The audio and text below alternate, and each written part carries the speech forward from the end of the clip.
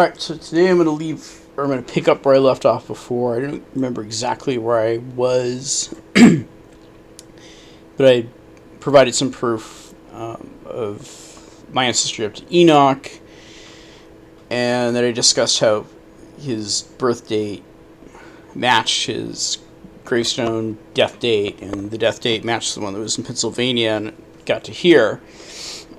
And I discussed David Chichester, how Enoch was later called EUNICE, how he was listed as a child of David, and how David was listed as a child of Abraham in the town records, and how Abraham was listed as a son of Daniel in the town records, and including the marriage. And I may have mentioned that Abigail Bishop's brother David Bishop wrote a will, and mentioned the fact that Abigail Bishop was married to Daniel Chichester. Now, recently I found some new stuff. Some probate records that in a place you wouldn't expect, basically by what they say. And the probate records it's for really nothing new. It's for this Abraham Chichester, who was living in New Canaan, said he lived in New Canaan in his will, found his will. And I've also found son David's will.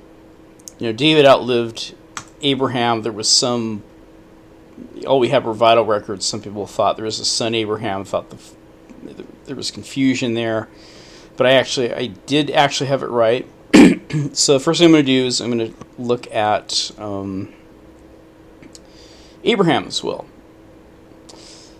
So Abraham, it was actually probated in the Norwalk district. The FamilySearch.org has the Norwalk district probate records up, and you could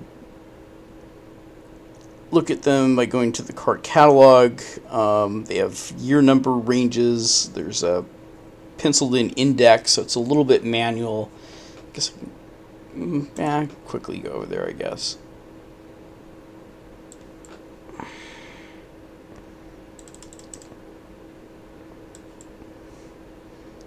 In fact, I saved the link, so I can just do that.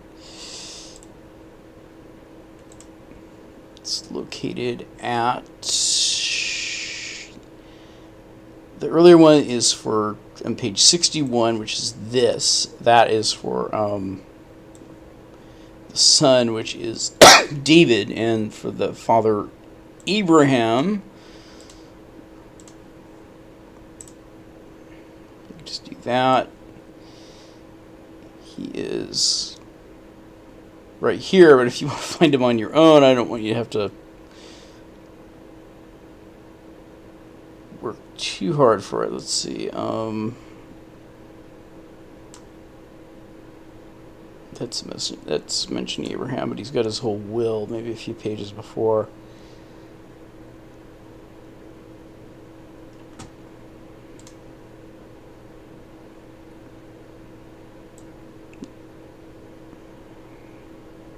Yeah, here it is. I, Abraham, he's Richard scratched out, Chichester of New Canaan. This actually is, if you want to actually find this is the Norwalk Probate records. And I was looking in here because I was thinking, well, maybe if I just look around in here, maybe I'll find Abraham's father's probate record. I wasn't really looking for this. So you just go to Norwalk.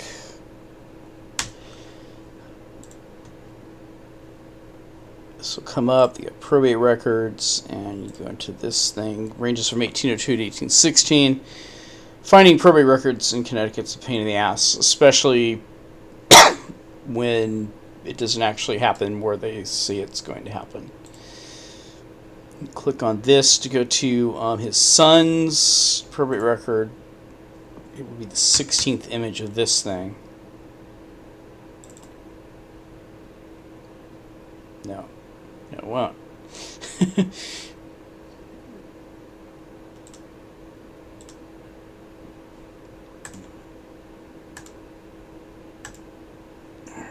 is. There it is. That one.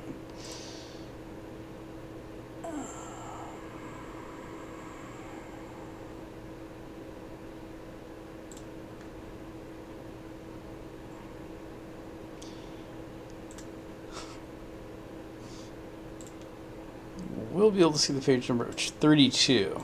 So where am I at now? I'm not even there yet.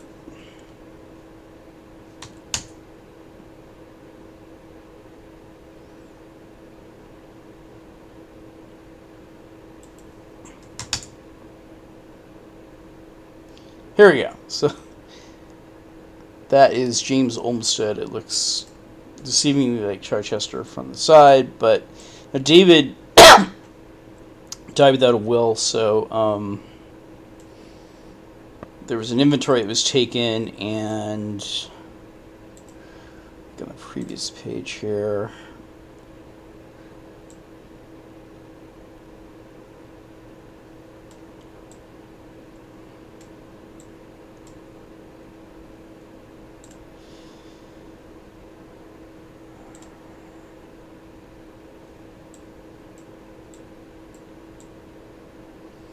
They basically here they just give administration of the estate to his son Nathan, and then he takes an inventory. And at the end of the whole thing, which I probably should just look at the index. Wrong one. That's gonna be coming up later.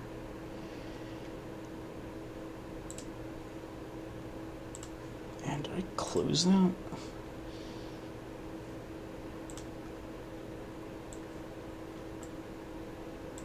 So much stuff going on here. Alright, let's just go up here.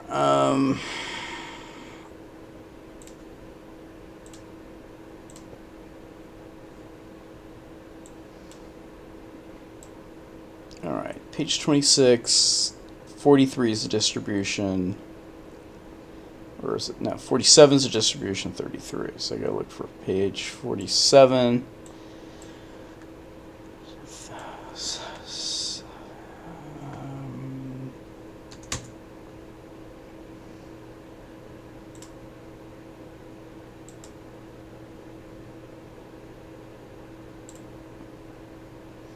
In the distribution, gosh darn it, so they don't have, some of these have 2 pages, some of them have 1, so it's throwing me off a little bit. These both count as 1 page here.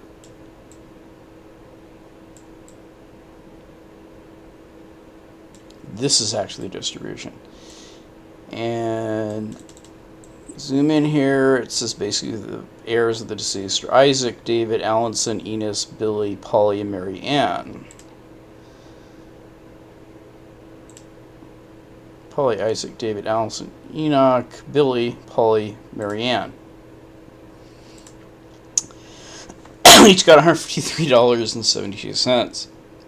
Alright. Now let's take a look at the index for Abraham. And since David died before Abraham, Abraham actually left some money for the grandchildren, which are the same people. So this would be on 209 and then 210, so it's a little cleaner. Now I'll just do the straightforward math. 209, 210. That's 235. I'll try that. Close. All right. Unless that's a 5. Yeah, it is a 5.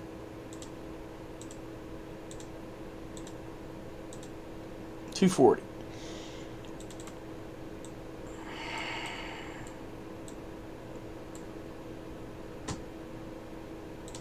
And there.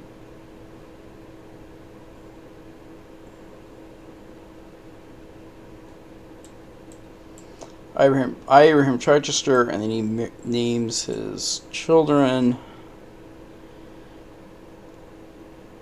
which is not as straightforward. So he's got a wife named Molly, so let's look and see if we have that right.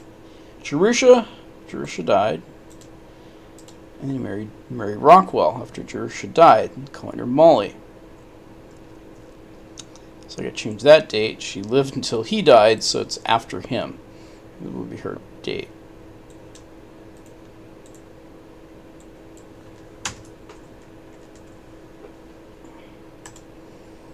And I'm going to guess she probably died in Fairfield County, Connecticut. Call me crazy. Alright. Then we have son Nathan. I give it to my 3 sons: Nathan, Stephen, and Abraham. Now children by the second marriage. Abraham, Nathan. Ooh. So Samuel, what happened to him?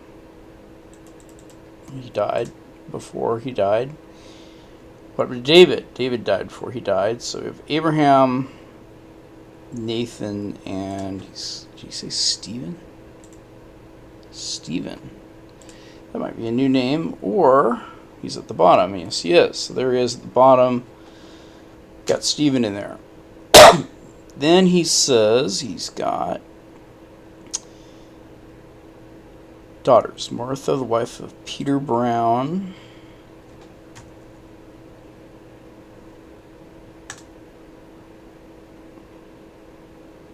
Is that right? So, which must have a second. Oh, wait, there he is. Peter Brown. Second wife, and Jerusha, the wife of David Weed. David Warren? No, he died.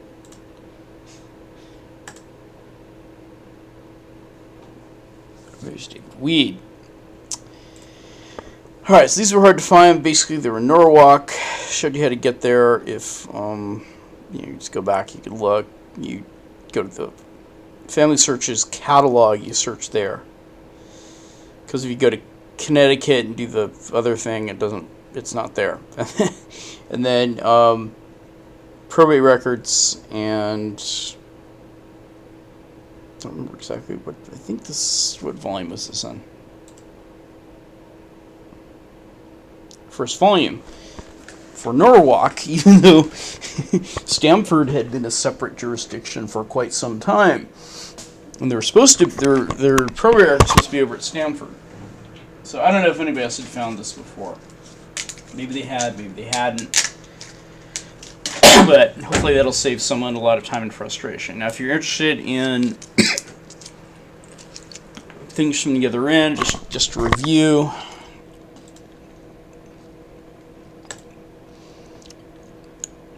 The wills prove all this stuff out. Abraham being the son of Daniel comes from his baptismal record. They're all grouped together with Daniel. The big mystery is, but not much of a mystery, is as far as having absolute proof as to who Daniel Chichester's father was. I don't have it. I have a guess, and I'm guessing it's David Chichester and Alice Unknown. We don't know. People are saying that her name is Alice Bailey. We don't really have evidence for that. We have an Alice Bailey witnessing a few wills, but that doesn't really prove they got married. Vital records in Huntington are horrible, as you can see. I get solid dates, and sometimes I get solid dates from gravestones or from Connecticut, but not from anything around here.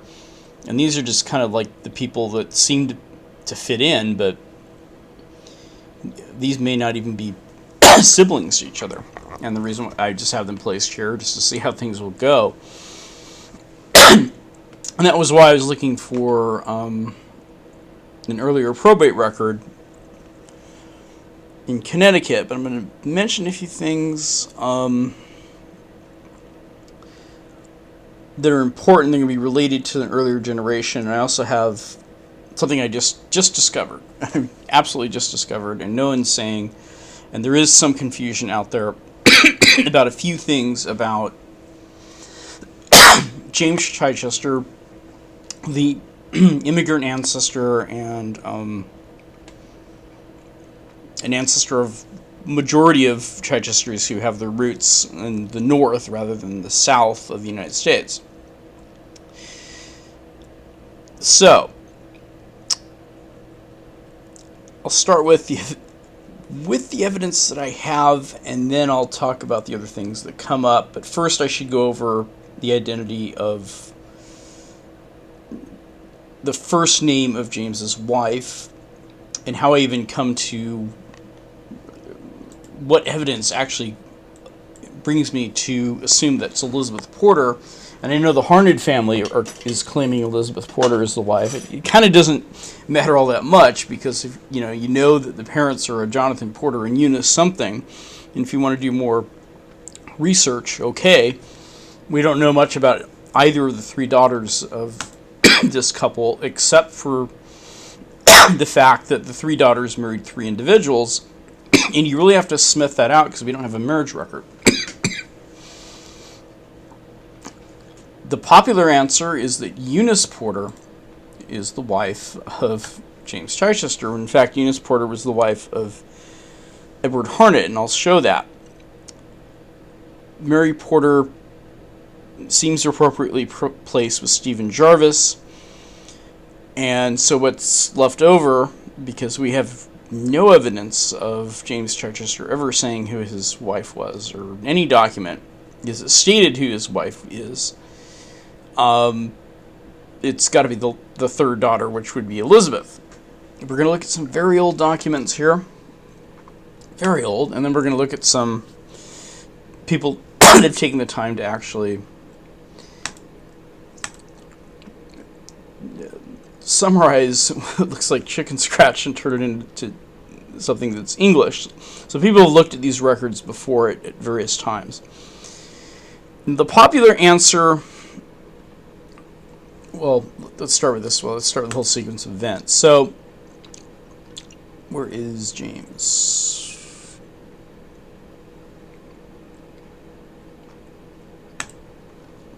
All right.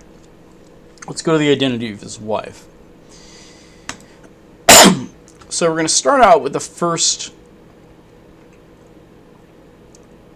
piece of evidence that I would say constitutes a marriage record, but it has been interpreted incorrectly for quite some time. Even Torrey's New England Marriages has this wrong. And I'm going to look at a number of things. Go over the kind of comedy. The longest time I had the spouse of James Chichester is Eunice, or not Eunice, Unknown Porter. Okay, so the first thing is,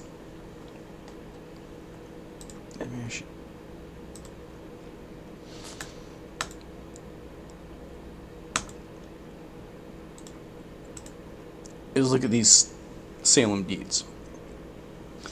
This is cited often. This is in the Chichester Heritage Book, and they flat out interpret it wrong.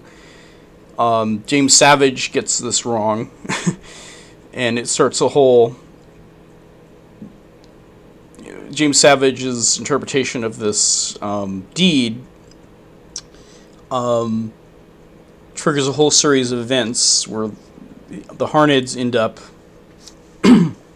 succumbing their judgment to James Savage and propagating Elizabeth Porter as their own and letting the Chichesters keep Eunice. But the fact of the matter remains is that there was a trade. Now let me first explain where I got this stuff from. So back in 2006, Salem, Massachusetts used to have their website called Salem Deeds. I think it's either .com or .org. They used to have the actual original deeds that were scanned up there. They're very difficult to read. They've since changed that. They have transcriptions of the deeds. They treat them as originals. The page numbers are different. Before they took those down, I archived all the 4 early books. So I have all 4 books. I have all 4 originals. And it's going to be useful because, well, just to make sure that we don't have any issues. People have made some claims. So the first thing, here is the deed in question. And I've looked at this enough where I could rattle this off. It doesn't, and I'll show the interpretation they have now over at Salem Deeds. This used to be page 51. It's now handwritten and transcribed as page 63 of Book 1 over And if you figure out how to get to the book, you're in good shape. Okay. So this says, Jonathan Porter, a Salem planter, hath sold unto James Chichester his dwelling house with the land and dwelling being about an area, an 1 acre 3/4 for an, I couldn't read that. The said James shall freely allow and give malt, drink, and lodging unto his wife Eunice Porter during her widowhood. And to the said, and also the said Jonathan shall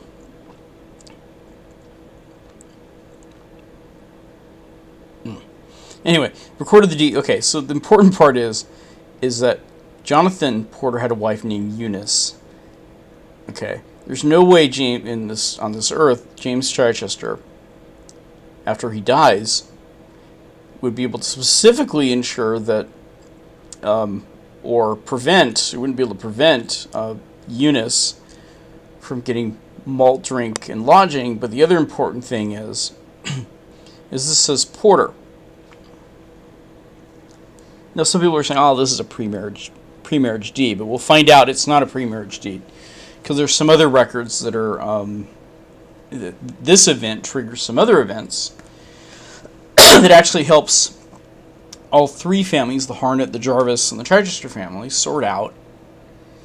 And there's another deed that will help all three families sort out, and will, which daughter belongs to who, because there were 3 of them, but we don't know that yet by what we've seen, but we'll find that out. Okay, so this is in 1654. Soon thereafter, James Chichester moved up to Huntington, Long Island. And I'm going to show that. I'm also going to show, the first thing I'm going to tackle is this. And then I'm going to tackle one fact that I think is pretty much undeniable. The James Chichester that was born in Widworthy is the same man that died in Huntington, Long Island. But we'll get to that, and there'll be some parts of this whole equation that will weigh into that conclusion that you have to draw. And you have to pay close attention to the Huntington town records to know for sure as a part of this whole thing. Okay, so we have Jonathan Porter saying, and 2 different interpretations of this thing. Is this his future wife? Is this Jonathan Porter's wife? And is James Chichester, but it kind of doesn't make sense for a future wife. But it does make sense if it was Jonathan Porter's going to die soon and he wants to take care of his wife, but he wants to sell his house, and so he sells it to James, but he says, hey, take care of my wife. That's what actually happened, but anyway, we'll actually prove that. So there's another set of deeds, and this is going to be important to sort out. Now, we won't get to that yet. The next thing, no, not yet. Identity of wife. Let's go in here. Okay. So at the start, there's going to be some evidence that's presented to us that's going to show us that James Chichester was married to one of 3 daughters of Jonathan. Porter, we just don't know who, and who the hell's Giles Smith? Well, after Jonathan Porter died, Eunice Porter married Giles Smith, and this will become clear. So, I don't remember which one's first, but we'll find out. This here, as you can clearly see, it's so easy to read.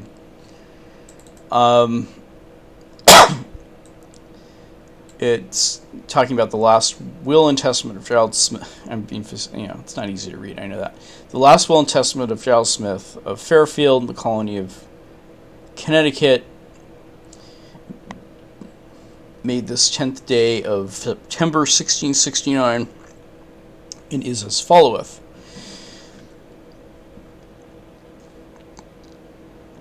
Alright, so he, gives his soul to Christ and all that stuff.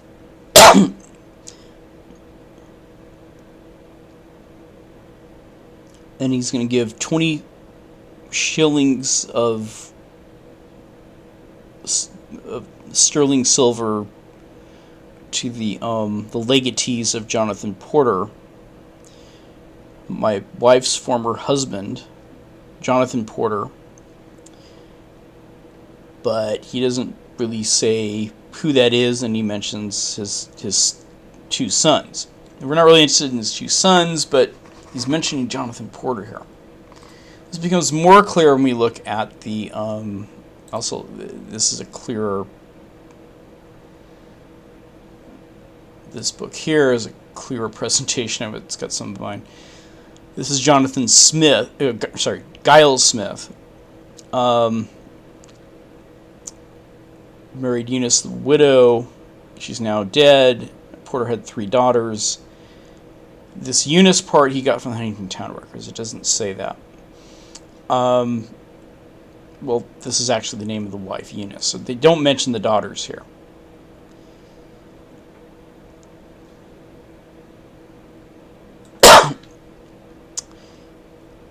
But was that signed by...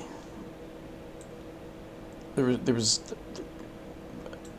more than one document involved with this, so let's go here, make it sound like it's all on one page, but he was a good genealogist, but he summarized there. So,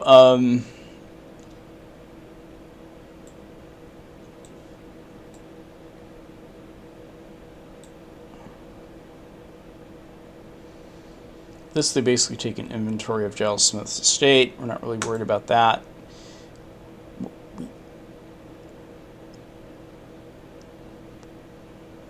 So let's continue. And then there was some page that was copied into the will book, which is the 4th one. It's on page 48 of the the Fairfield probate records, and those are hard to find. You have to look at the family search catalog under Stamford, Fairfield, just the county. You don't put Fairfield, Fairfield. The older records are in that area. In fact, where you find this is, let's just do this.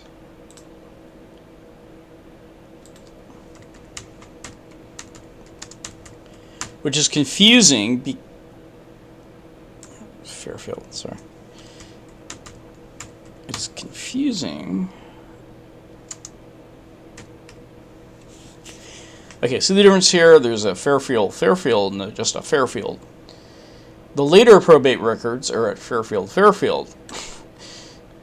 And I'll show you that. Sometimes for other districts.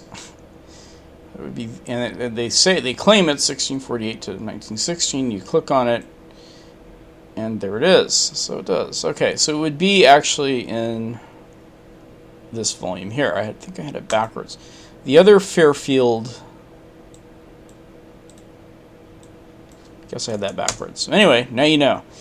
So, you wouldn't look in Fairfield County necessarily. What do they got here? These are just books. Even though Fairfield was a town, that town was responsible for a number of other towns' probate records. Okay. So, you want to look in Fairfield, I had that backwards. You want Fairfield, which is not Stamford. At least, it was Stamford until Stamford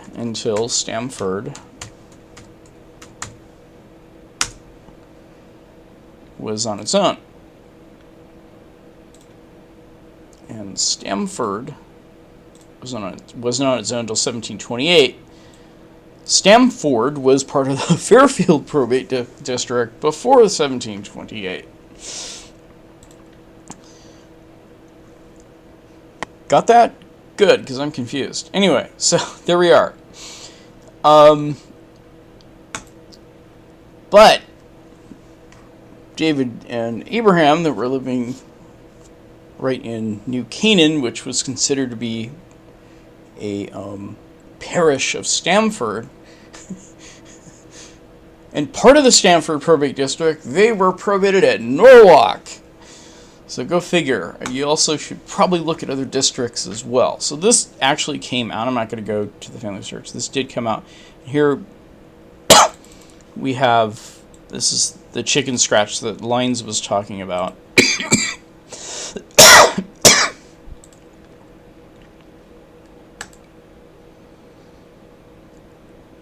Signed by James Chichester, Edward Harnett, Stephen Jarvis. There we are. There's the mark of,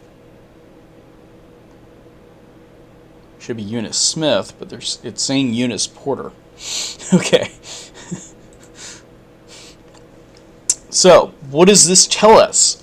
This tells us that, and how does it relate to the, well, you know, it could still work, you know, with that other thing. You know, it could have been pre-marriage, but then again, you know, why is he stuck with this? In other words, you know, Giles Smith, basically, back in those days, what would happen is as soon as a wife got married to a husband, all of their assets would become the husband's immediately. If the husband predeceased the wife is entitled to 1/3 of the estate. That's just the way things worked back then. I don't make the rules, it's how it was. So, of course, if Eunice Porter would have married James Chichester, there'd be no issue here. In fact, there wouldn't be no need to make the deed because he would be expected as a husband to take care of his wife, and if he predeceased her, she'd get a dower. But on the other hand, if that deed is talking about Eunice, the wife of Jonathan Porter, the deed makes sense. And so now we know that Eunice had 3 daughters, and we know what their names were. We know the names of the 3 husbands were, we just don't know how to match them up exactly. Well, actually, we don't know the name of the daughters yet, do we? We know the name of the husbands. Let's go find out what the name of the daughters are. Here's just another interpretation of that. Oh, man. There is another interpretation of it that says that they were no longer responsible. Not really that. It's the same thing's covered in the history of Fairfield, right. So I messed that up, but it's still there. Okay, so now let's go to the Huntington town records. In 1661, this was 8 years before Giles Smith had died. Giles Smith showed up and recorded this in the deed book at Huntington. Now down here, they have this wrong, but everybody's relied upon this. Or these people are relying on James Savage's conclusion, and James Savage's conclusion was that he read the deed, the first chicken scratch deed, which actually I didn't show you,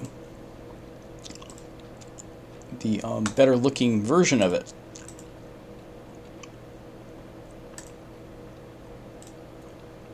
As interpreted now. Jonathan Porter, Salem, planter, hath sold unto James Chichester his dwelling house, with the land adjoining being about 1 acre 3/4, for an consideration that he said James shall freely allow and give malt drink and lodging unto his wife Eunice Porter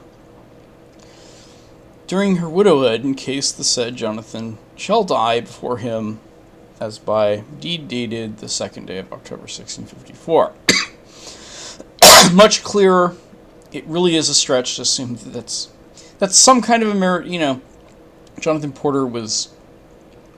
I can't really even say that's really a marriage record. I mean, the marriage record evolves, and now we know here in 1661 rather than 1654. 7 years later. Apparently, this is kind of like a marriage record for Giles Smith and Eunice Porter. Kind of like a death record for Jonathan Porter, because we actually don't have one. There's no will out there that's been found. But he basically says, "Hi, I'm Giles Smith, and I've got some money of my now wife that's supposed to go to her 3 daughters. That would be Elizabeth, Eunice, and Mary. And instead of paying shillings, I guess maybe that word was sterling instead of shillings, he's going to pay £20 sterling at the decease of their mother Eunice's death." And on the next page, we have Giles Smith just signing this as letting them know, but it doesn't mention James Chichester. See how neat that is? Then the people that published this, the people that worked at Huntington, who, by what they've published, have not published one document that has James with a wife named Eunice, announced this. And I think the people that made New England Marriages by Tory decided they would accept this as the marriage record. But it's not. And so, but we have a proposal as to who married who. That Eunice Porter married James Chichester, that Elizabeth married Edward Harnett, and that Mary married Stephen Jarvis. I agree with the Stephen Jarvis, so let's get that out of the way first. You follow that? Hope so. Alright, so let's look at the Ed Harnett deeds. And we're going to look at the original one. It starts on... There you go. See that? Clear as day. The bottom here, it mentions Edward Harnett of Salem, Taylor, attorney for Jonathan Porter, sometime of Salem.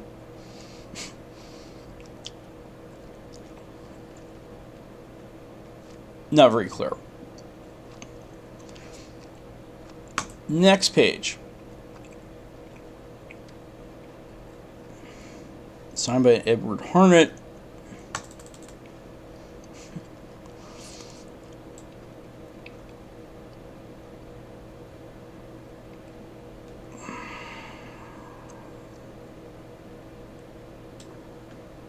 Hang on for a second here.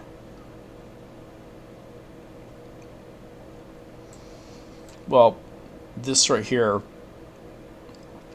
could be it certainly isn't an Elizabeth or a Mary, but we're going to find out up here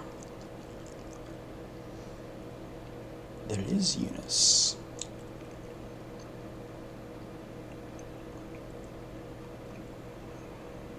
This is actually not David, but Edward.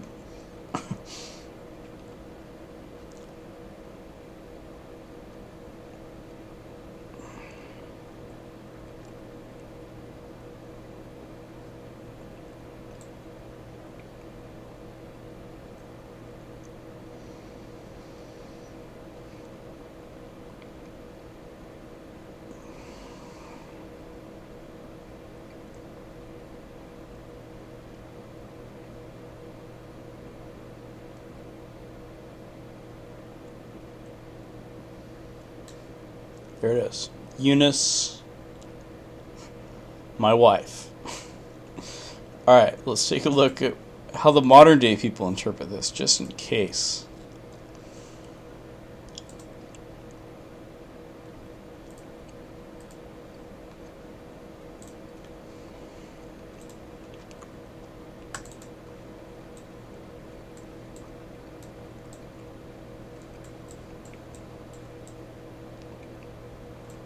Eunice, my wife. Alright, so that takes care of, and then I'll get into where the errors are. That takes care of one person, so Ed Harnett gets Eunice. Okay, so now we have Mary and Elizabeth left to deal with.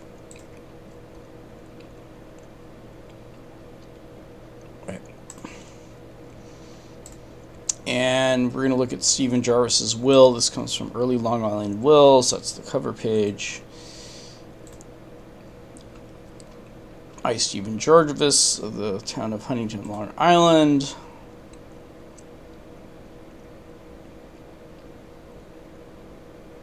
He's got a daughter, Eunice. I bequeath to my loving wife, Mary.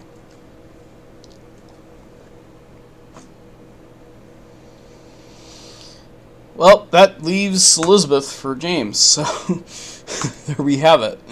So, let's go back here. The daughters of Jonathan pointed out, specifically, Elizabeth, Eunice, and Mary. Right here is presented by Giles Smith. So you got to put all that together, and then you know James Chichester married Elizabeth, because he didn't, because, you know, the other two were taken. Alright. Not easy. It's a lot easier just to look at James Savage's dictionary, and it's a lot easier for James Savage just to look at that first deed and say, oh, hell, it'd be a lot easier if I just said that's a marriage record. And the Chichester Heritage Book also picked that up, and the Harneds have accepted it, and this is what the Harneds did. So there was an article written that everybody cites when they do Harned research. And this came from the New York Genealogical and Biographical Record. And it was a pretty good article, except that he didn't have the gumption to doubt conclusions that were drawn by guys like James Savage. So, that one. He even, you know, I found that deed. He mentioned it.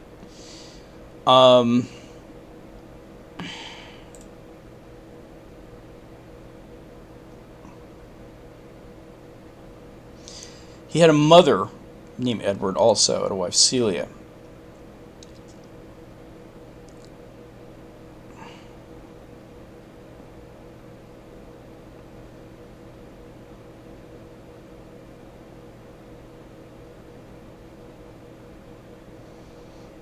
Got that part right.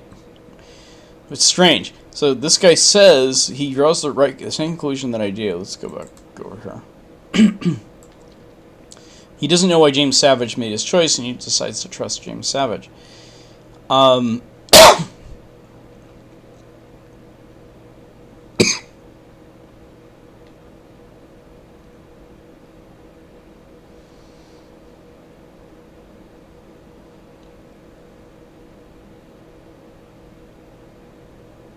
I have not found Jonathan Porter's will. He's right. Then he says, oh, well, Eunice Porter married James Chichester, and Elizabeth Porter married Edward Harnett. Now we return to Edward Harnett. In a description of the lot of Mary Earthley, and this is in the Essex Antiquarian, which is here, he's talking about, this is volume from January 1906. And man, did I screw that up.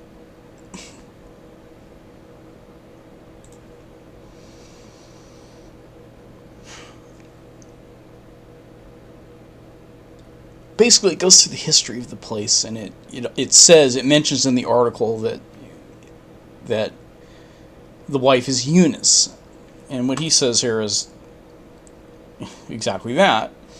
In the description of the lot, Earthy is stated that this lot belonged in 1655 to Edward Harnett, tailor, and to his wife Eunice, an obvious error for Elizabeth.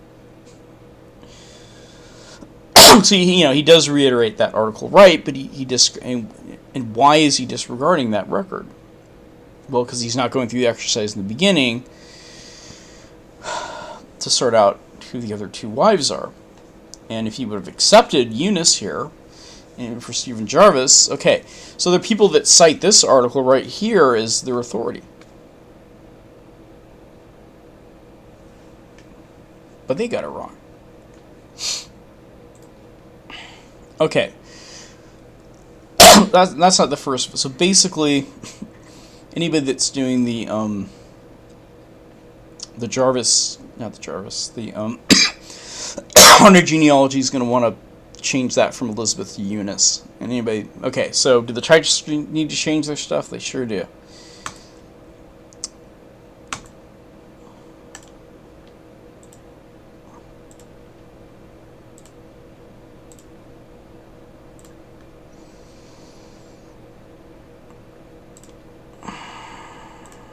Okay, here in the, I gotta Chichester now.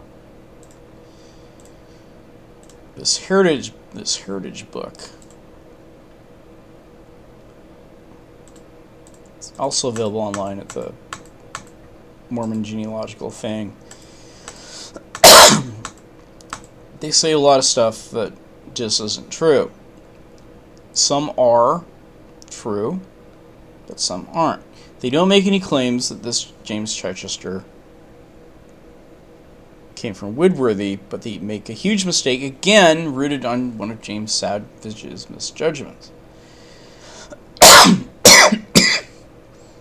They do correctly state that around 1640 in Taunton, Massachusetts, that James was listed as a person eligible to bear arms. At the time, there was a New England Confederation, and they were getting ready to fight one of the Indian Wars, I believe.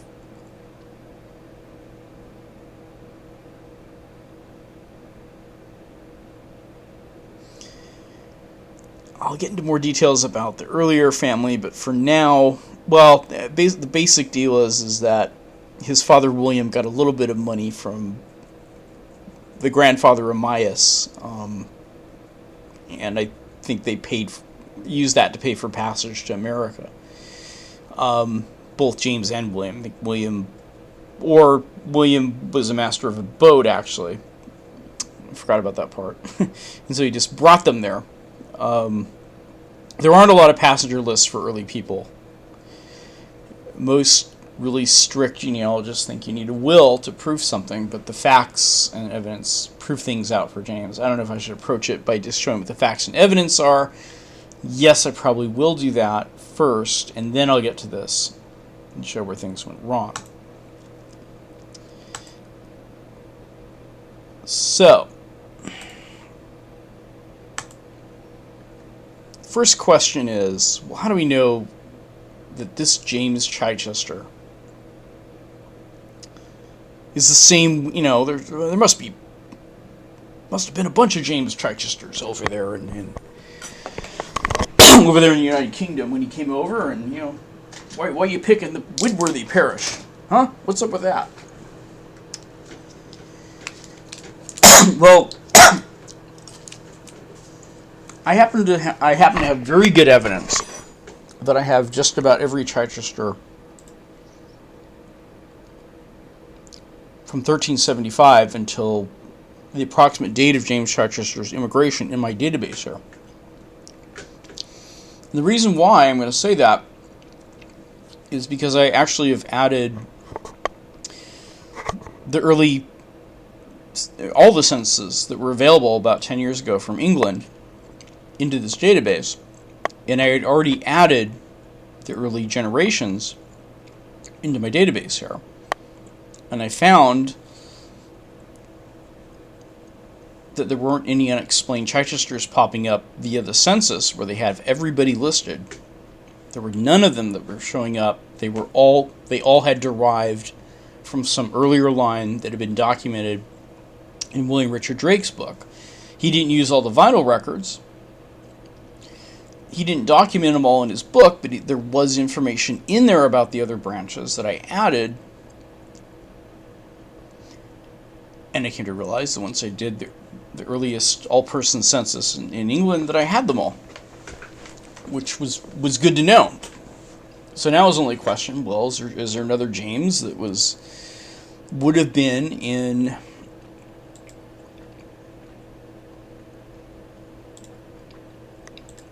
Taunton, 1643, a person that would have been old enough to bear arms, which would probably be 21, at least 21. We're looking for James born around 1620 or something, at least. Maybe more. There are 15,000 people in this database. Plus. So there is one from 1480 that died. This one here had children at Bishop's Taunton. We don't know what happened to those kids. But he probably would have been dead. He would have been over 100 years old when the Taunton, or about 100 years old when the Taunton census was taken.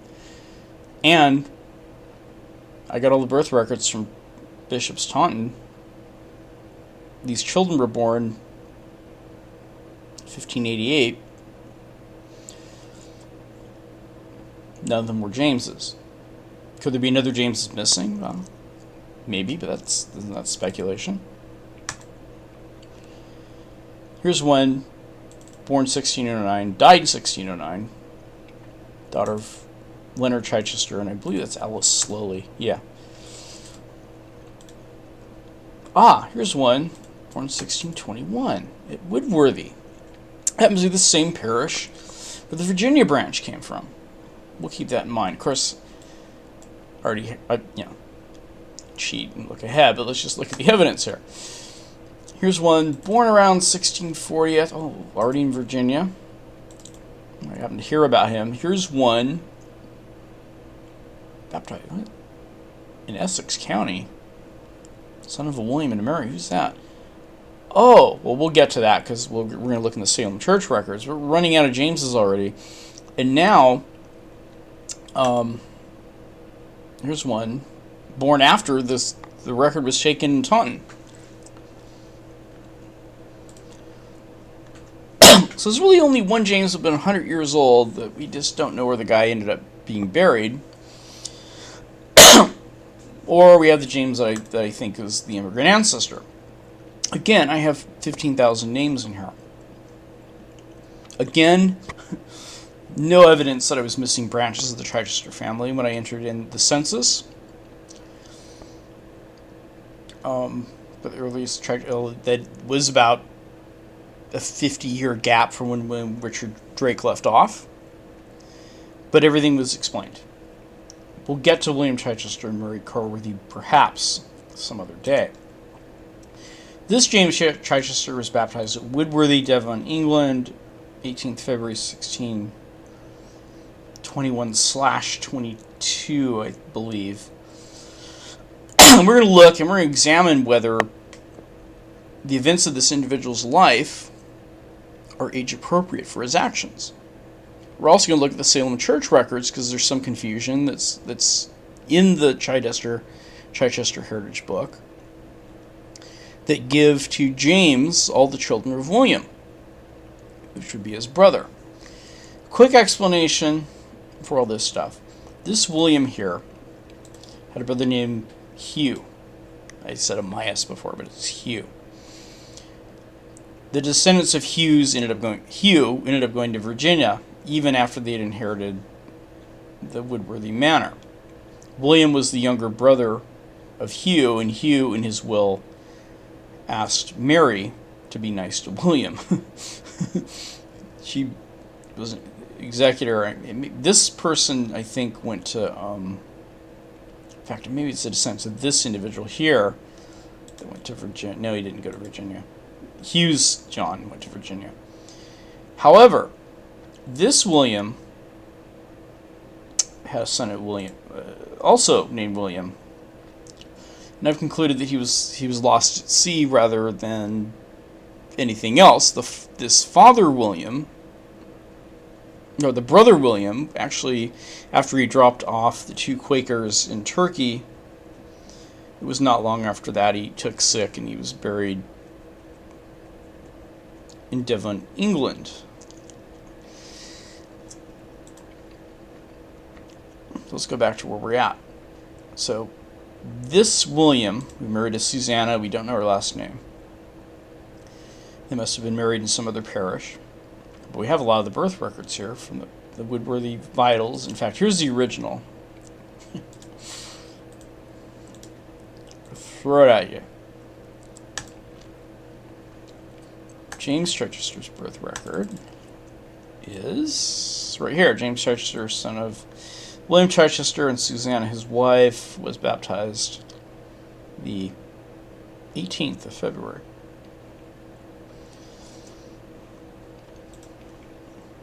This was a transcription that I got maybe 6 years ago. I had to go get some microfilm and look at it.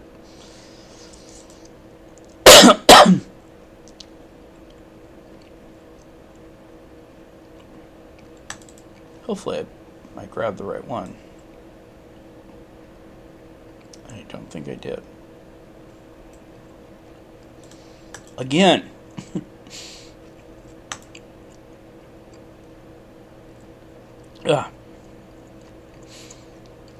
Anyway, there's a picture that looks just like that. It's got a typewritten James Chichester on it.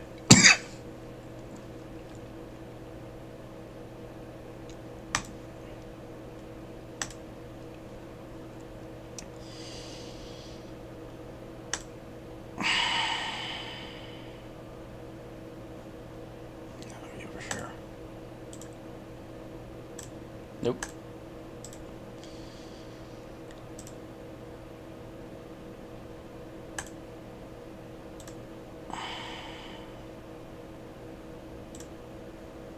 Too late.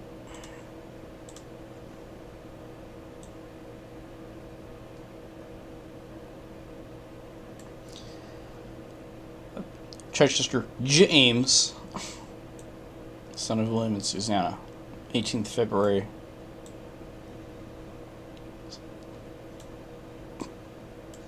1620/21.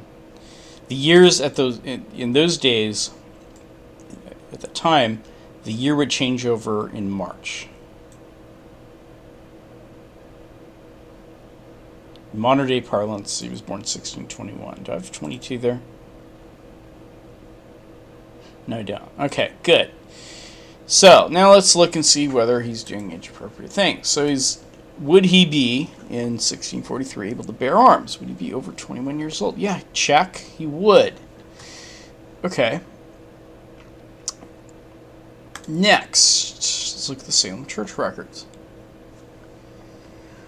And there's going to be some important things that we're going to notice about this.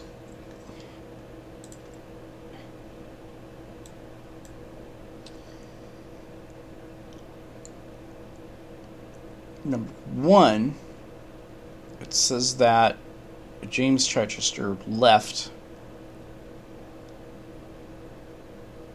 1651, the second month, which would be May 27th, 1651, and I believe it says that Mary Chichester, who by a long string of events is shown to be Mary Corrworthy, is there in 1650, so they show up around the same time.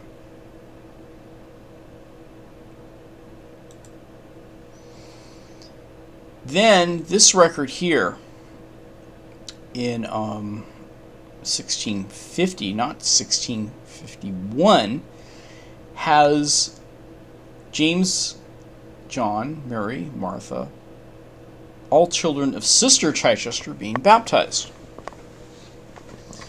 The Chichester Heritage Book gives these children to James. The James I'm talking about. These are not James's children.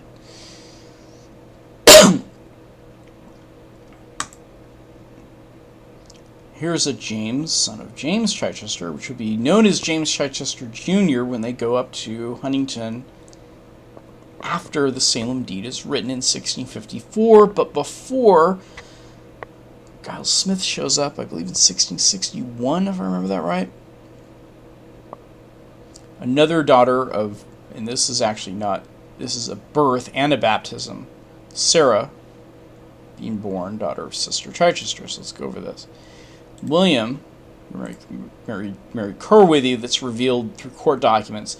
Basically, this guy disappears. He is the one that was lost at sea. The father is one that's buried at Huntington, and I believe the father brought both of them over there. Was deported with the Quakers, and then there's another William that shows up on the Virginia River that happens to be a cousin, and I'll show that. But they mistook it for this William, who was lost at sea, so the town of Salem stopped taking care of Mary and her family. Okay, so this Mary Chichester we know when she was born because she married a John Marston, and there's a gravestone that says she was born in 1643. John, Martha, and James that were baptized in Mass along with Mary in that first record, born before the date they were baptized. That's all I'm really going to say. Probably between 1643 and 1649. 1644, but yeah. Sarah is there, and there'll be a William and a Susanna that will also show up. Again, son of Sister Chichester. And there's an Elizabeth. It is an outlier. Daughter of James Chichester at 1654, and then Susanna, daughter of Sister Chichester. So I think I got them all here for William.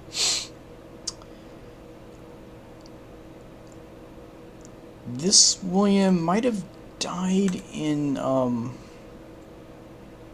Williamstown, Massachusetts. Maybe. Or maybe not. Because once they go to New York, the records are horrible, and there really isn't an account of what happens to these people. And basically what happened in Salem, which I don't have the documents in front of me now, William Chichester was asked to deport two Quakers that were in Salem. They asked to go to the nation of Turkey. He dropped them off. They both ended up writing life memoirs, so they made it. But he never came back, this William. And so the town of Salem paid for Mary and her children's upkeeping until someone showed up in court and said, hey, there's a William Chichester running a boat down on the river in Virginia. And he says his wife's name is Mary, and that was true. But her name is Mary Theobald. Her name is not Mary Corworthy. That William has a will that the Chichester book says is this man's will. It's not. Even though that other William had similarly named children and a wife named Mary. The fact is that her name was Mary Theobald, and that's proven through subsequent wills by the Mason family and the Theobald family. Okay. So I'm not exactly sure what happened to these people. But there were a lot of other Chichesters that show up, but mostly in New York. And they're disconnected, and they could come from this branch. It's just there's no way to know because there's no records, and DNA doesn't do that good of a job. Now let's get to James. James was probably married around the time that deed was written. And ends up, I think I have this David too young. This David should probably be 1657.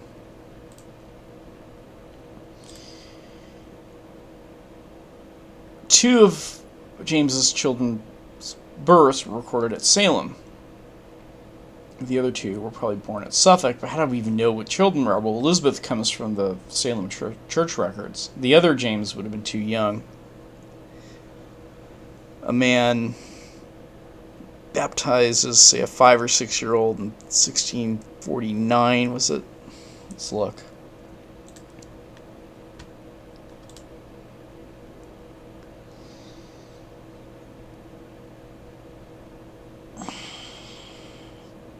Yeah, it probably isn't going to be the parent of someone that was baptized in 1654. Not impossible, okay? This James Chichester's birth was recorded, then they left, pretty much. This is an outlier. It could be a daughter. That daughter could be of another. And Okay, so what ends up happening is that, and Jonathan Porter also went up to Huntington as well, as did the Harneds, and the Jarvises may have already been there. They're said to have been Quakers, but I don't think these people were Quakers. I think they were just kind of non-religious. They pretty much wanted to make their fortune here in America.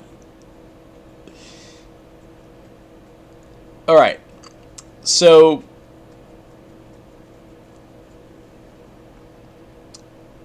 now we're going to show what proof we have for the children that he has, but we're also, before I do that, I'm going to look at the Huntington town records and let's see, make a note of a few things. These are all transcriptions of old records they had on the town. Here's the estate of Jonathan Porter we've already saw, and then 1662 he's showing up, right? Okay. Probably was there a little earlier. And they're calling him Goodman Chichester, and basically in the old days, Goodman means you're an older person with a family. You're a father. You could be an old person. You're an elder. Not elderly, but older. Again, if he was born, this is what year is this? 1662. If he was born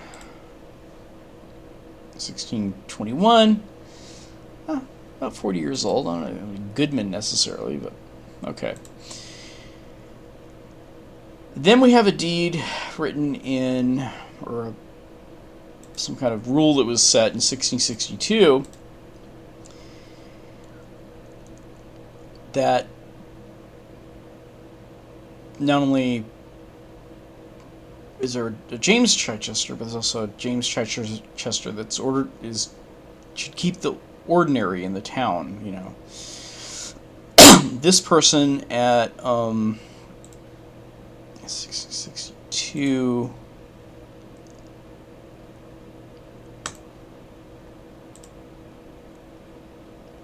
Be too young, so that actually is not Junior. The same guy. Got that one wrong.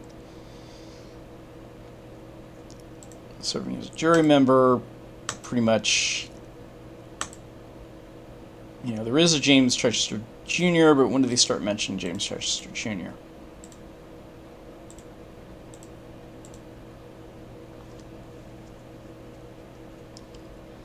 (1669) is when he signs his first document.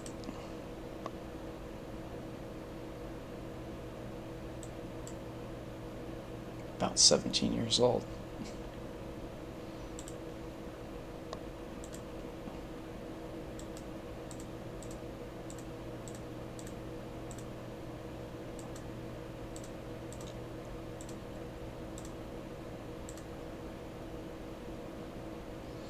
(1676), he gets some land. How old is he? 24.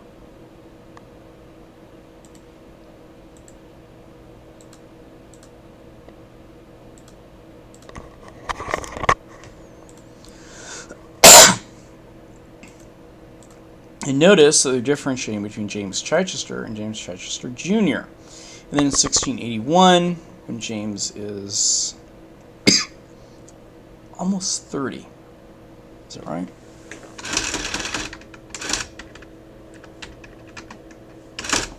He's 29 years old. His father gives him some land. And he is actually the eldest. David is not older than him. He is the oldest, and we'll find it out from some land records where he actually states that he's the oldest child of James. There's another record here that the Chichester Heritage Book gets wrong, which we'll see in due time. It is the record of the son of James Chichester Jr.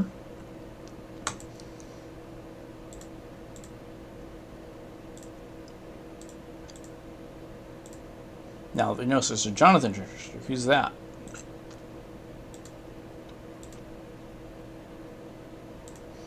He's just a witness.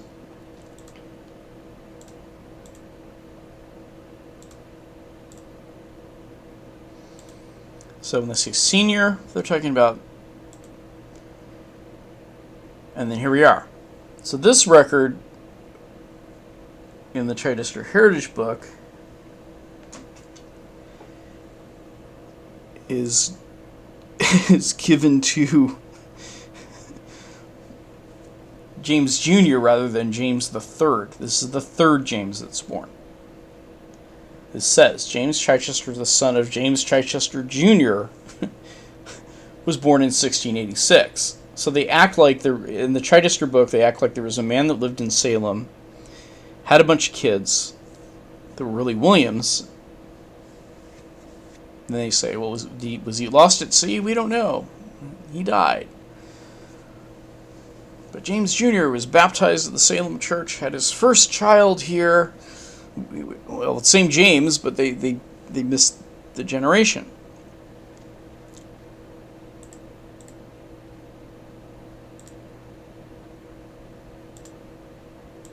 That's just a sail.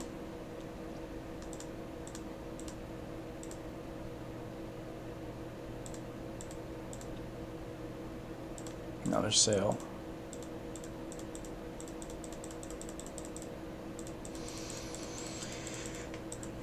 But James, he's still alive. James, there's a senior and a junior right next to each other.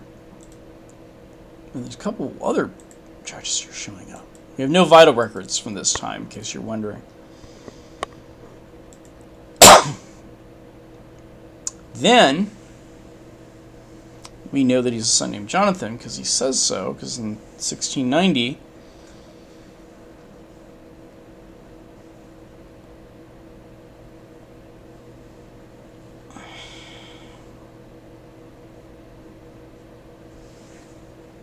there's actually a deed.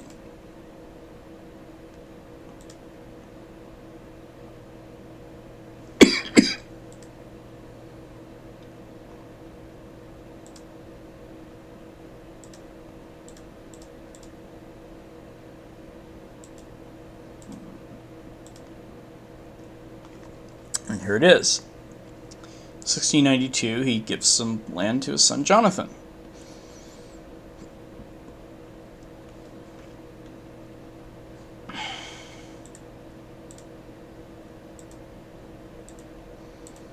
Apparently David Chichester had some land as well.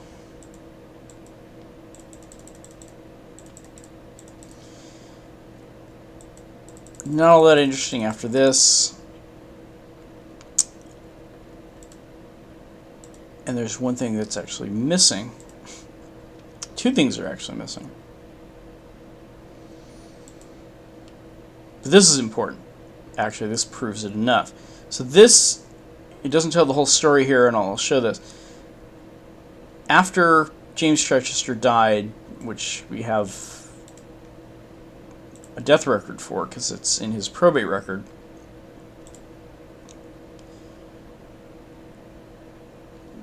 the eldest son, James, this only shows the sale, but there's another transaction where he actually gives him land and calls him his brother. And he does say brother. So that's how we know who the children of James are. Now we know the mother's Elizabeth. Took a lot of work to get there. Could a man born 1621 died 1696?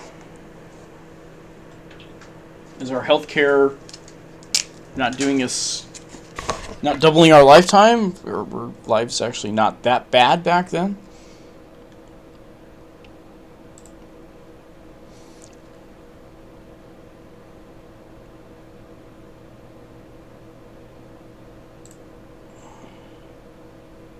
Well, Abraham lived for 82 years.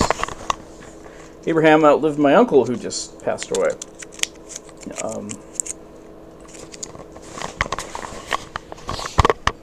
So, not unheard of. Actually, and this has got to be wrong. It's got to be 1752.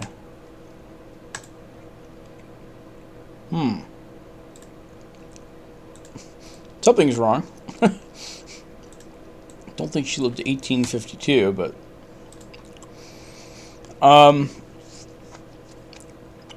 Here's one.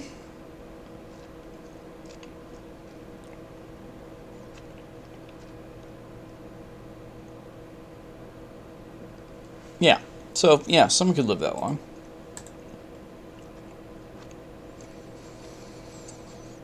And just around the time he thought he was going to pass away, he starts giving away his land to his children. This works. The other idea were this James is lost at sea, but they don't even say where he comes from. Just a man that was born around 1620 or so, had to have been gone.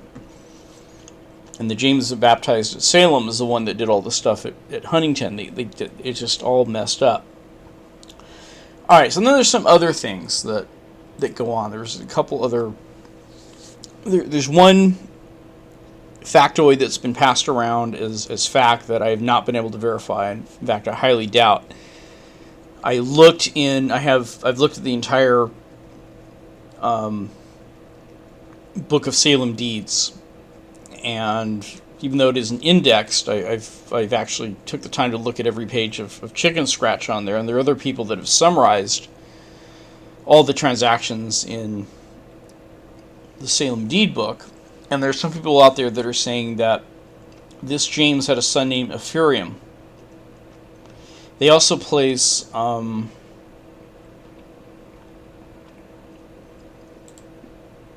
my Daniel here,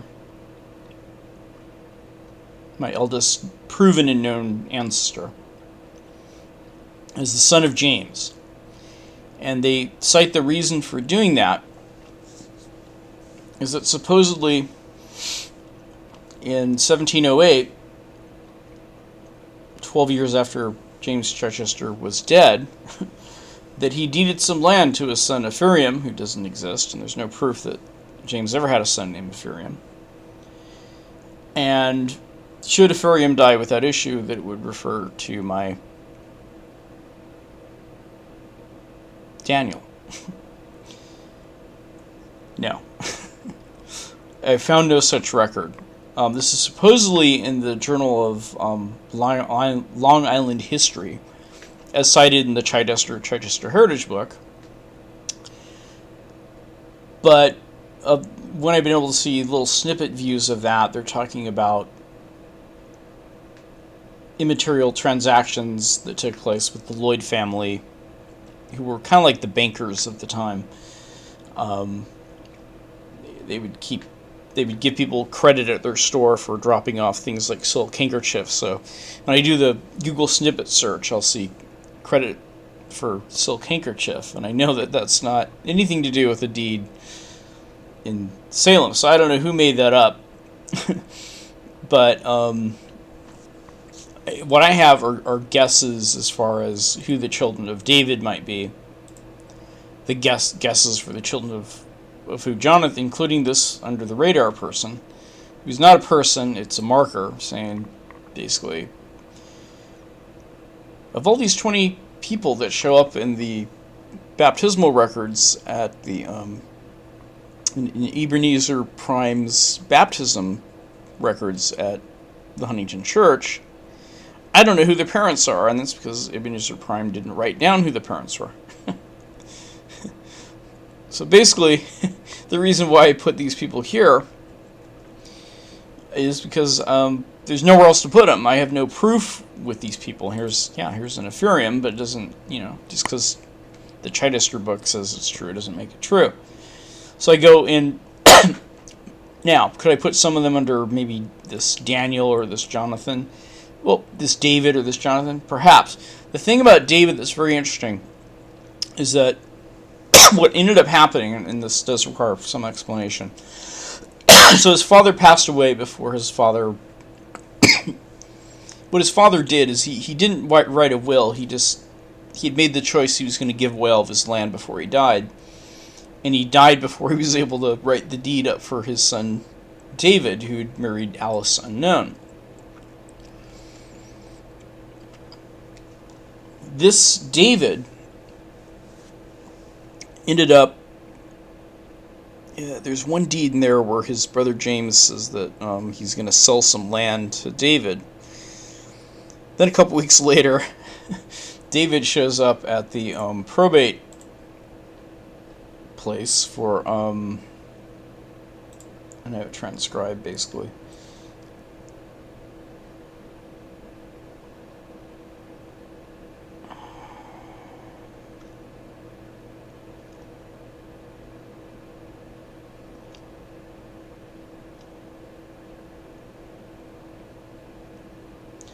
Or I thought I did.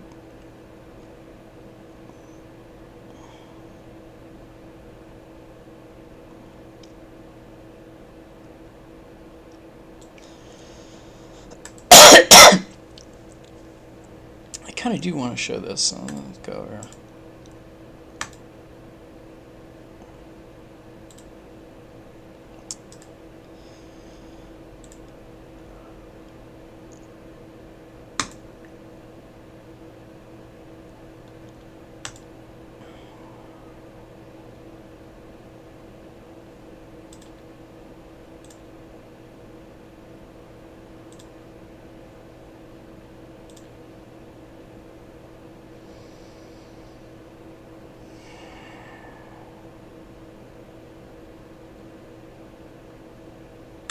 Just gonna look for it on Google.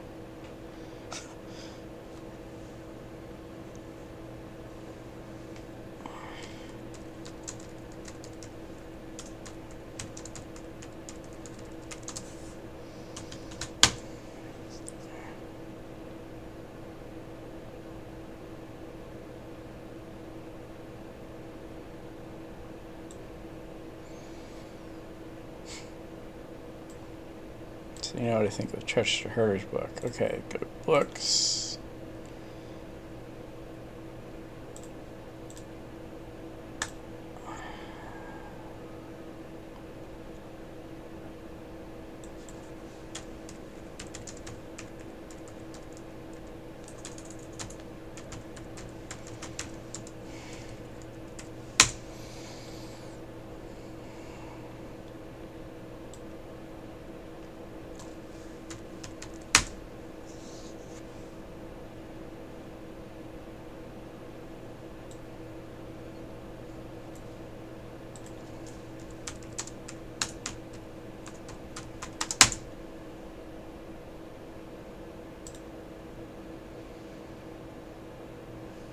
Here it is, 125.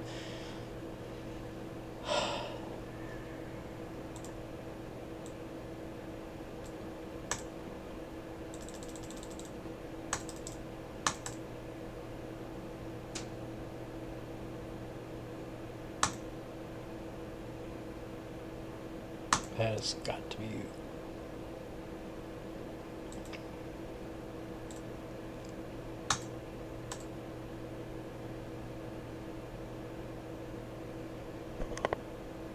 Here it is.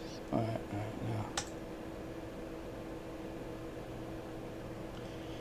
Two of whom is present, reading that whereas James Chichester, late of Huntington in the county of Suffolk, departed this life on the 29th of January, 1695-96.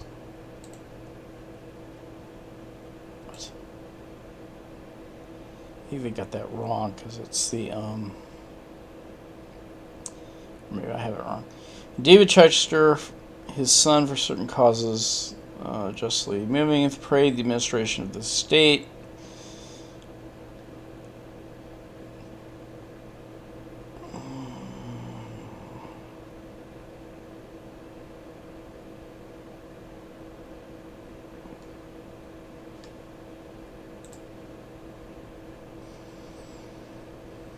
Okay. So this is September 1696.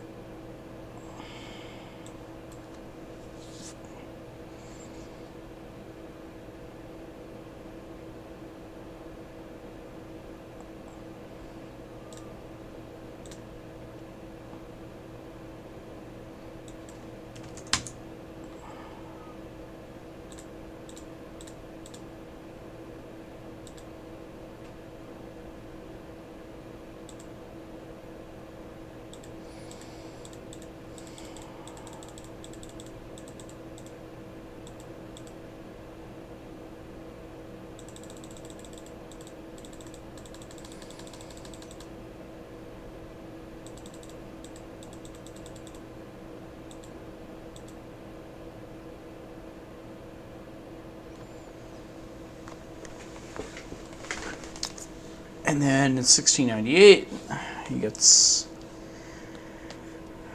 6 or 8. 86. I think something's wrong with that. I think I've seen the original since 1698. It was like almost immediately. Alright, so maybe it was 2 years later. Anyway, what happens is as soon as he gets this land from his brother, he almost immediately sells it. So let's go to that.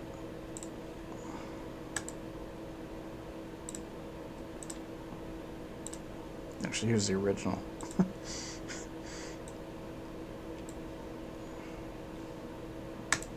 So here's the other viewer.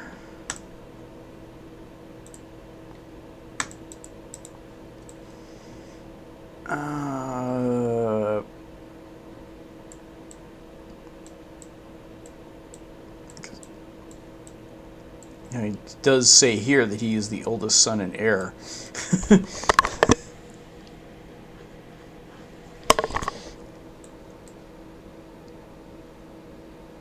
And this is 1696.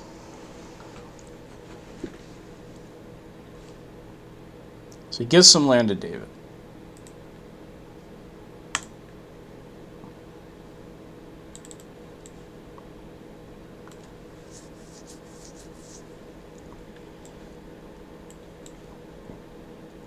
Then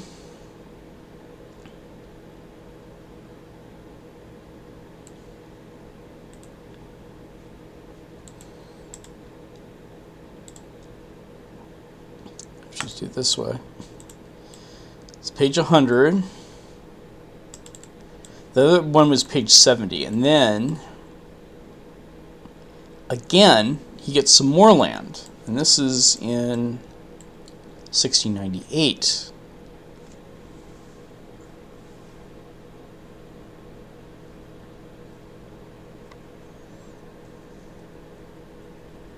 It's actually November, 2 months after he got probate.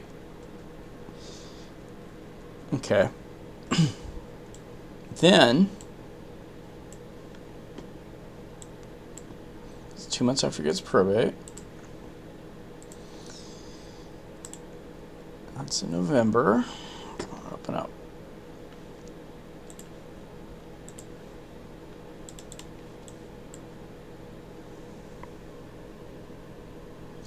And then in July, he and his wife sell both pieces of land that he got. And he gets out of town. He's gone. We don't have a death record for him. He's just gone.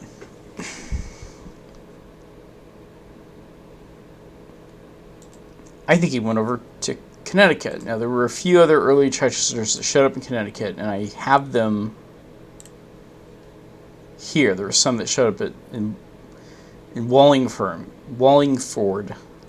and he called himself Chichester.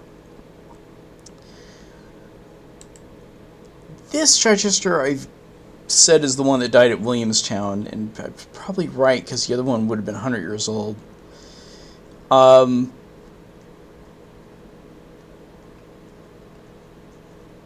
These are very, very loosely placed.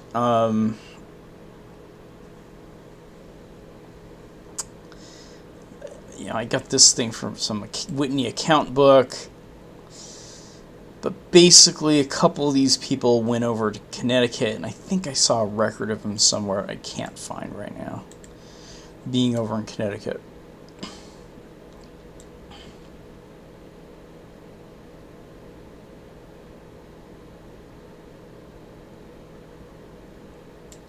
Or the Chichester Heritage Book claimed that. I don't know if it's safe for me to put him there.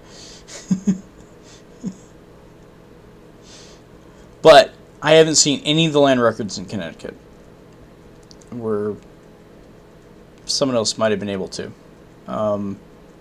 They're hard to get. They're not really a microfilm and available online at my fingertips at this point in time.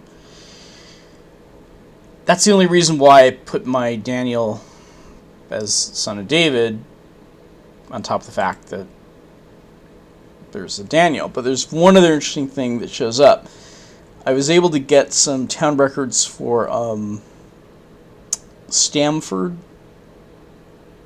And there's an Abraham hanging out in Stamford in 1735, which would put him about the right age of Daniel, which is... don't even know if I have an Abraham in this... Yeah, I do. In this group here. And this Abraham happened to marry... well, he was... when he married Sarah Sammys, he was a widower. So, I just don't know who he married the first time. And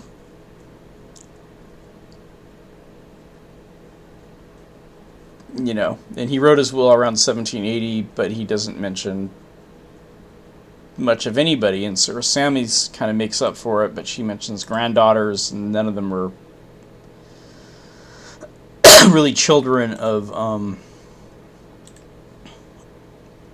my line. So my connection stops short there, but that's where I'm at. And basically I'm not going to be able to make any connections unless I find another supposed promised unless I find a death record or a probate for this David, which I don't think I will, but I might. I just have to find the right freaking probate district. And I'm guessing Wallingford. I mean, I'm getting that from the Chichester Heritage book, which has kind of misled me a few times on some wild goose chases. If I find that, I'm probably not going to find a birth record. I believe that my Daniel was born in New York.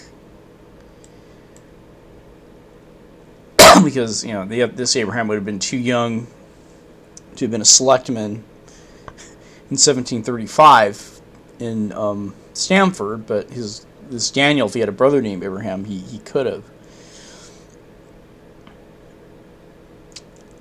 So that's it. So I think I've straightened some things out. Number one, it was Elizabeth Porter, not Eunice. For the Harneds, they get Eunice. Number two, St. James Chichester, that was born in Widworthy, is the man that died in Huntington. And I didn't talk about this other piece of evidence, which is the William.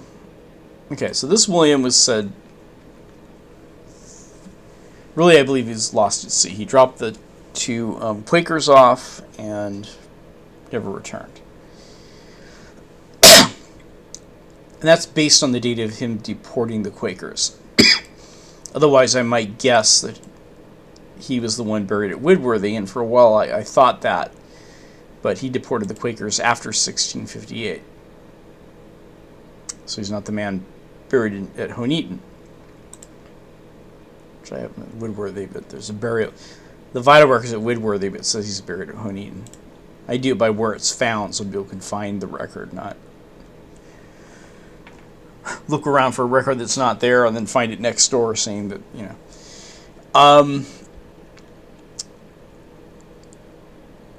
Anyway, let's go back up one more generation. So this William was the younger brother of Hugh.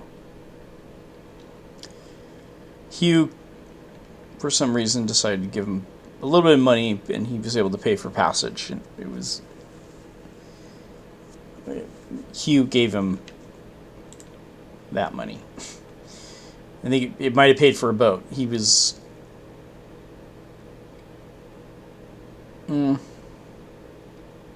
For a while there, he was a transatlantic trader or something like that. This William, the father. Now, for Hugh... I forgot how I found this. I gotta look. I'm gonna cheat. Where's the next William? Next William was born almost the same freaking year. But he's on his own. Okay.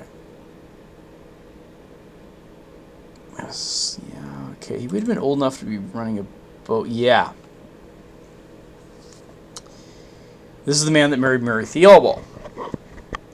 I believe that Hugh Chichester's son married Mary Theobald because the William that's in the Chichester Heritage Book can't claim on the one hand that William Chichester married Mary Corworthy, and then on the other hand claim that he married Mary Theobald and provide proof for both and say they're the same woman.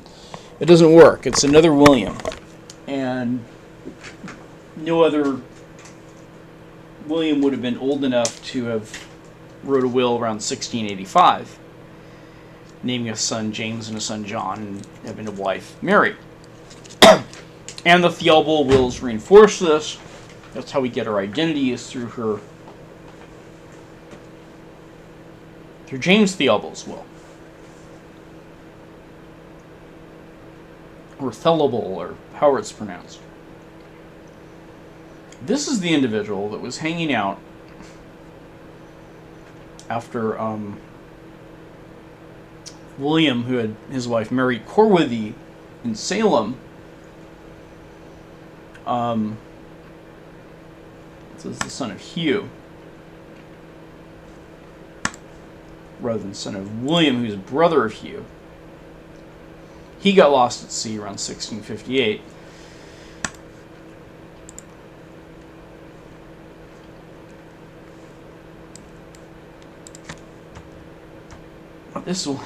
This William, the youngest, by 1658, was married and running a boat business down in Virginia on the Chesapeake.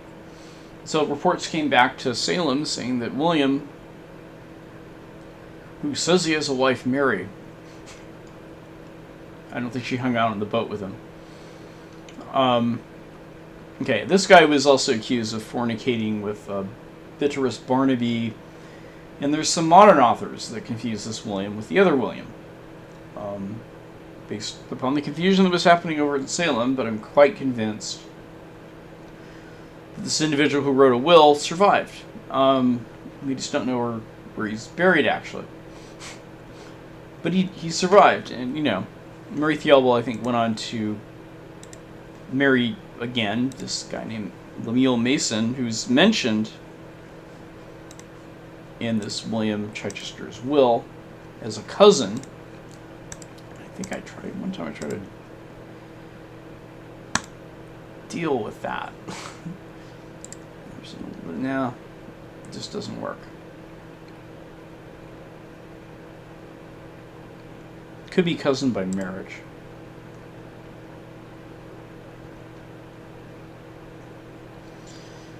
So, anyway, and I don't know what happened to this James and this John. There's no sign of them. So I've had much better results in Great Britain. And there's one other thing that's very interesting that's mentioned. The Chichester family updated their book. So there was a book written by Sir Arthur Bruce Palmer Chichester in 1855. Then William Richard Drake pretty much criticized his book and then came up with pretty much the same results. He just got rid of the unproven earlier generations, and that's it. And then the family updated both of their works around 1935.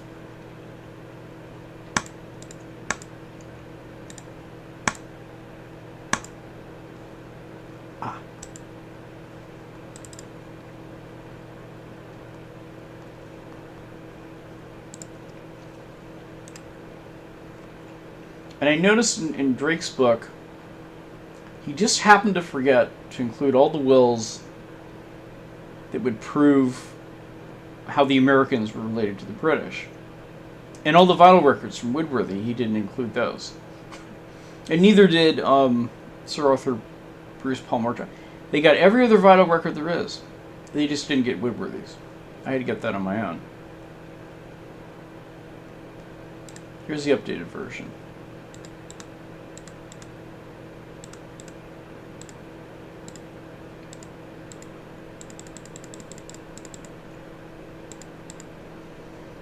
I don't know if I have optical.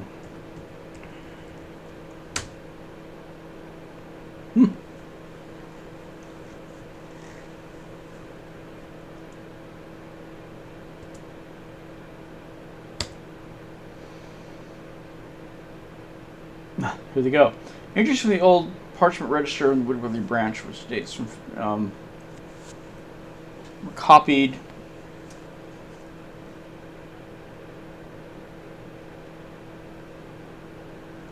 So they basically go through this,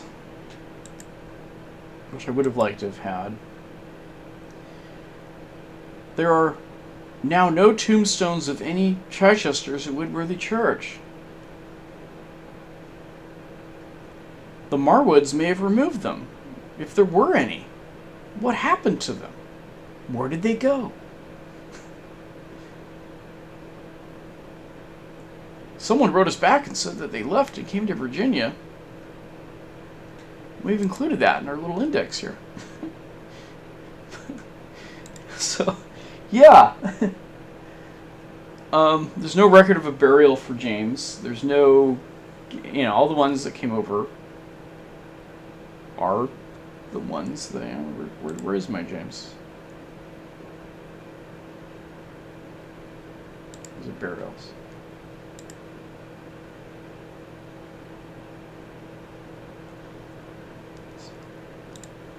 Oh, they forgot them too. How quaint. Anyway, they're there. They happened. We got records of them. I got an original. Got it in writing. So yeah, we exist, and we're here, and we're keeping track of the whole thing, even the British ones. How nice of us. Anyway, so that's the story.